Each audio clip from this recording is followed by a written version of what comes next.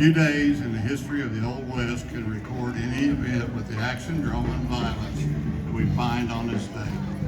And for us, this date and event are especially important because what you're about to see actually happened right here on our planet. The sun was warm and the sky was bright and clear that Wednesday in the early fall. The streets were filled with townspeople going about their daily activities. Some were shopping, keeping appointments, or visiting with friends and neighbors.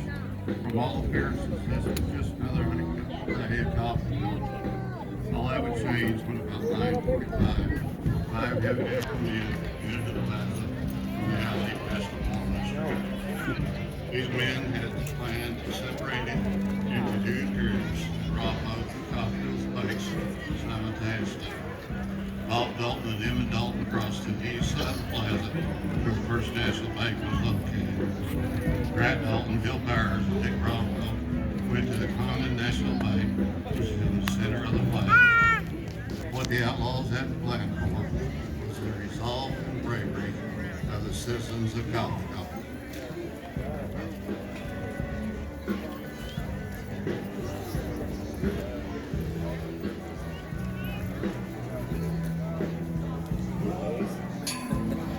With him. Looks like it's that good of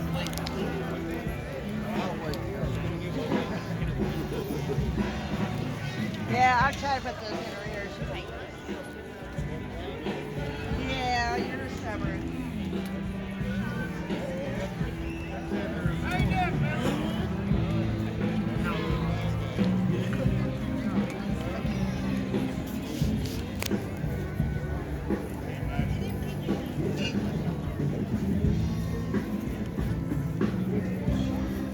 Dalton Defenders Day,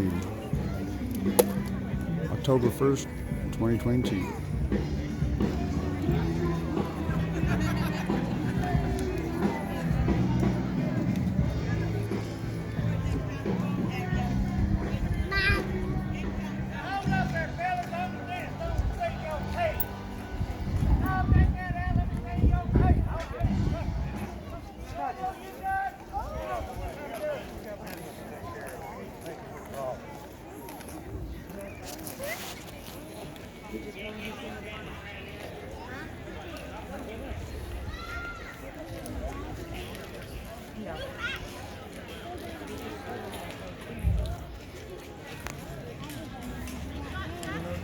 Good morning. How may I help you? Put your hands up. Put all the money in this bag. I can't. The money is in the vault. Go get it. I'll shoot. I can't. The vault does not open until 9:30. What time is it now? 9:20. Well, wait. Empty the cash drawer in this bag. You banker fellas be lying, you best give your heart to Jesus, because that's all be left when we're done with you.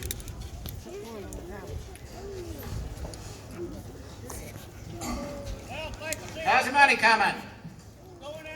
Is that saddlebag? Get that filled up for us. Working on filling it. Just filled. Filled up? Yep. What about the money out of the drawers? No. No deposits yet? No.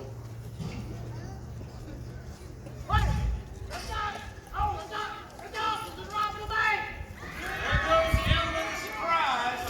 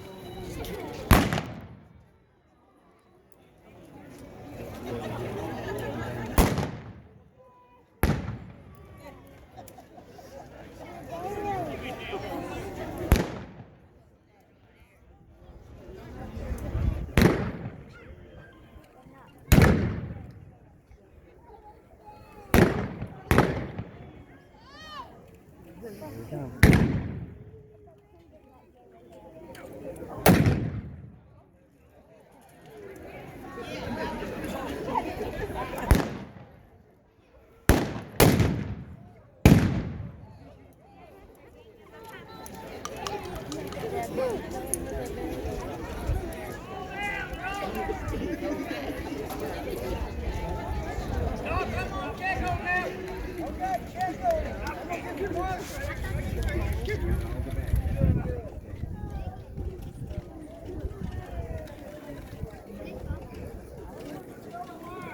you left? You left? They killed the marshal. He dead. He dead. Nick dead. Come on, we got one. You gotta fix him up where he gonna get hanging. At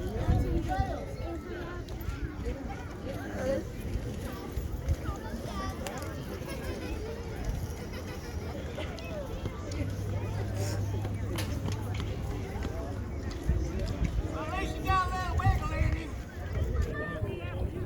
He'll fix him right up. He's gonna hang him.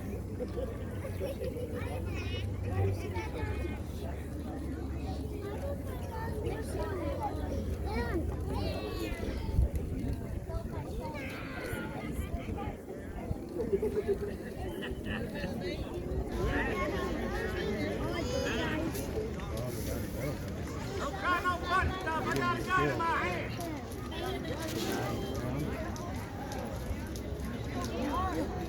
Guns and drop. You're going to hang, boy.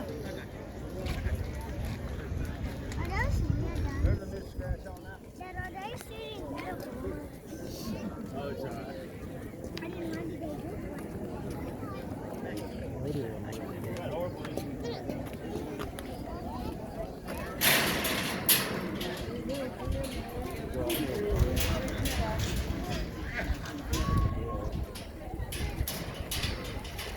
A dog don't show him no favoritism. Go ahead and get him a little bit. We're not gonna kill him today.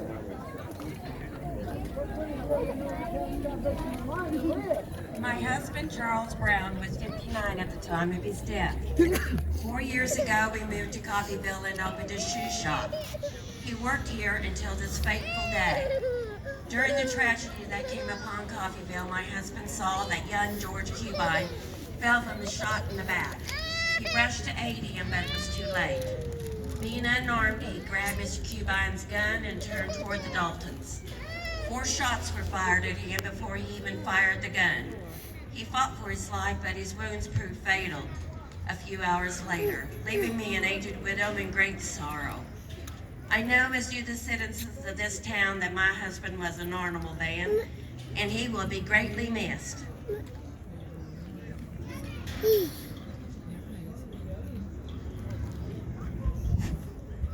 My husband, George B. Cubine, was born in 1856 in Virginia. At the age of 19, he came to Coffeyville, Kansas. In 1881, we were married. George was working for his uncle at the Cubine Boot and Shoe Shop as a bootmaker apprentice. George was a warm-hearted and generous person, a loving husband and father, and a true friend ready to give aid to others. He did not hesitate to grab his Winchester and leave the boot shop to help his townsmen protect their property. On that faithful day, he stood with his Winchester ready to defend our city. He was shot and killed instantly. He was only 36 years old. George B. Cubine leaves behind his aged mother and 3 siblings, his 7-year-old son, Charlie, and myself, Alice, his beloved wife. He will be missed. Dad, you know they're not really dead. I know. My son, Lucius M. Baldwin, was born in 1869. Lucius moved to Coffeyville 1 year ago in 1891 and began work in the store of the Reed brothers. His employers took him in like family, and he resided with them. At the time of his death, he was walking out the back door of Isham's Hardware into the alley, and there he met Bob and Emmett Dalton. His pistol was still at his side, and he was shot in the chest by Bob Dalton. He was carried into Isham's and comforted by many. My son died the next day from his wound. He was 23 years old at the time of his death in 1892. He was the first of 4 to receive a death wound at the hands of the desperados. As his mother, I was overwhelmed with grief, but I sorrow not as those without hope. My son is not dead, he sleepeth.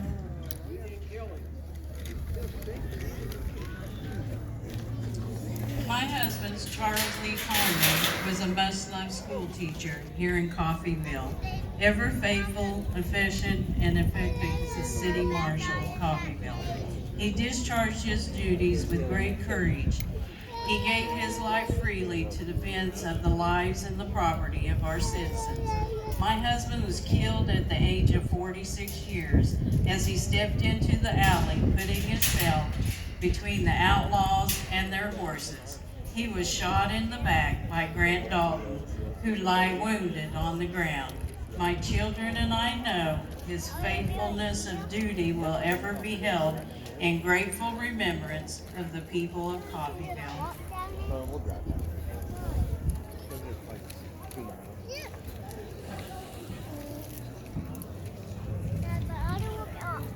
Yeah, we'll look at all of them. Yes,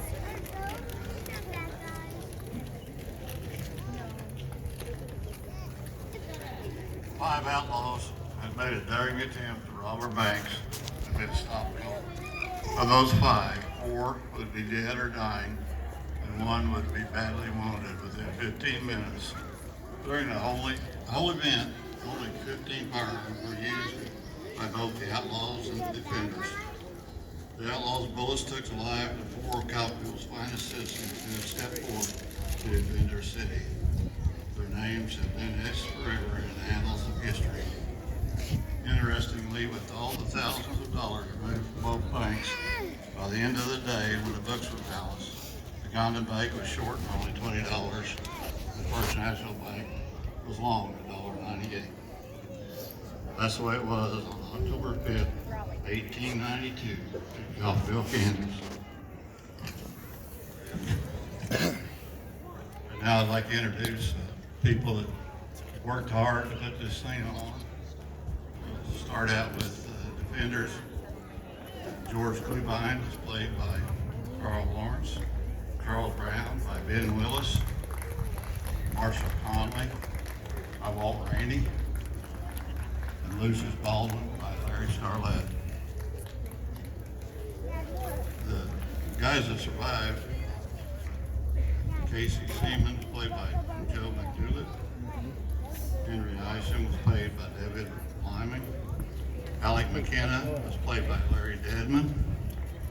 C.M. Ball, the banker, was played by Paul Jenkins. And Dr. Wells and Nelson Riley. My widows and mothers: Charles Brown, played by Sandy Willis. George Clubine was played by Shauna Boyd. Marshall Conley was played by Lori Johnson. And Lucius Baldwin, played by Shorty McDoulet. My outlaws are all still laying over acting like they're dead. I got a young man over here upset because his pawpaw got shot. Bill Powers, played by Dana Moody.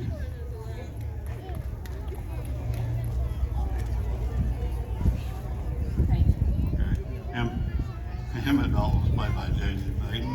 Bob Dalton, played by David Evans. Grant Dalton, played by Brian Denning. And Vic Broadwell, played by Richard Elliott. Our madam and our floozies over here. Miss Kate, played by Debbie Munson. Izzy, played by Billy Salee. Lily, played by Kelly Tesh. Liza, played by Lisa Starlet. And Letty, played by Lanny Clifton. We appreciate all the things they do to put this together, and we appreciate the crowd. That's what we do this for. Thank you.